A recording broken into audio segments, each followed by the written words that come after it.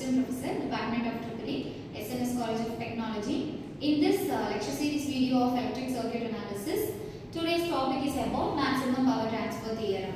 So, based on the problem. So, this is your problem number 1. We have already discussed in the previous video. Problem number 1 is discussed. So, here the problem number 2 is find the value of RL. So, RL is your load resistance for maximum power transfer and also maximum power.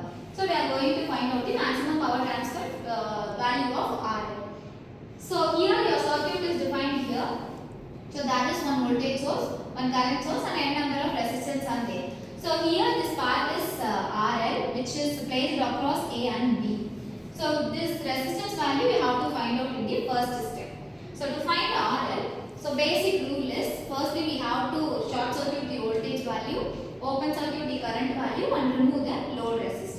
So, here this load resistance is being removed. So, this is your open circuit. So, then here is consists of a current source.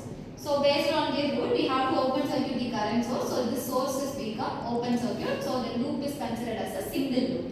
So, here the voltage circuit is short circuited. So, this circuit is shorted. So, redraw this diagram as short circuited voltage, open circuited voltage and load resistance being removed. So, here load resistance is obviously equal to your Thevenin's resistance. So, R Thevenin is equal to RL. So, here we can apply the parallel formula 2 cross 2 into 2 divided by 2 plus 2 which gives 1 ohm resistor. So, the across the AB value we can get the 1 ohm resistor and 2 ohm resistor which is connected in parallel.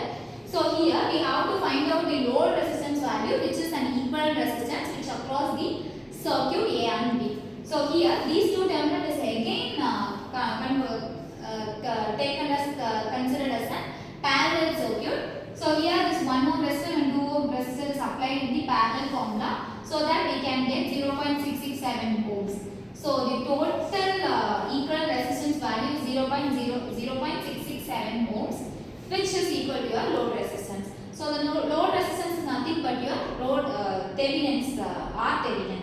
So, next step we have to find out the V Thevenin's value. So, for identifying or solving the V Thevenin's, we have to remove the load resistance alone only. We cannot able to short circuit or open circuit. So, simply we are removing the load resistance. So, diagram is defined here. So, in loop 2 we are solving minus 2 I1 minus I2 minus I1 plus I1 minus I2 is equal to 0. So, I1 minus 4 I1 we are simplifying this equation and forming a single equation whereas I1, I2, I3 components and these variables are present in this equation. So, consider these equation as equation number 1. So, again solve the loop 1. So, considering the loop 1 we are getting I1 minus 2 I2 plus 3 I3 is equal to 10. So, that is taken as your second equation. So, why we are arranging this value as here is I1, I2, I3 and the variables of these values. So, consider the apply the KVL for loop number 3. We can get I1 minus I3 is equal to 0. So, the I2 value here is considered as 0. Why? Because the loop I1 and I3 is not intermitted in the I2 loop. So, that we are having only I1 and I3 value which is equal to 2. So, then we can able to form a matrix value using a direct inspection method or else by using these equations. So, we form this matrices by 1 minus 4, 1, 1 minus 2 and 3, 1, 0 and minus 1. So, forming this equation, we have to find out the I1, I2, I3 value which is your current value for each loops. We are going to find out the V Thevenin's value. So, firstly we are I1, I2, I3 and then the voltage value is equal to 0, 10 and 2. So, we rewrite this as 0, 10 and 2. So, the I1 value we can get by using the determination Cramer's rule method or by using the calci we can solve out the matrices. By solving these direct inspection method we can get the 3 current values which is loop 1, loop 2, loop 3 whereas we can define that as I1 value, I2 value and I3 value. So, the I1 value is 5 amps, I2 is your 2 amps and I3 is your 3 amps. So, these are the current values in the each loops. So, after finding out the current value, we have to find out the V Thevenin's value. Why? Because our ultimate aim is to find the Thevenin's value. Firstly, we have to find out RL. We can also find out the RL Thevenin's value. The next step is Thevenin. We are getting the value of current. By using this current value and R resistance value, we are going to solve the Thevenin. So simply applying the law of Thevenin is equal to 2 into I3. So Thevenin is present in the second loop, so that we are considering this as 2 into I2 is equal to 6 volt. That is your Thevenin's value. So we have actually discussed about the power maximum or maximum power transfer theorem.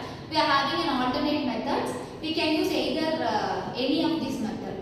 So by using these formulas, Pmax that's equal to Thevenin the whole square divided by 4 into RL. We know that Thevenin value is 6 volt. So 6 the whole square divided by 4 into R load resistance is equal to 0.667 ohms.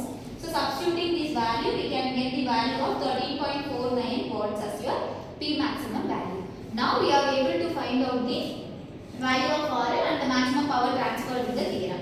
So in this alternate method, we can able to also find out the equivalent circuit and forming these values. We are using the formula as P maximum. So use this method RS, find the equivalent value and then substitute P max that's equal to I squared RL. So by applying these formula also we can get the value of 13.49 volts. So this is how the maximum power transfer theorem is being solved.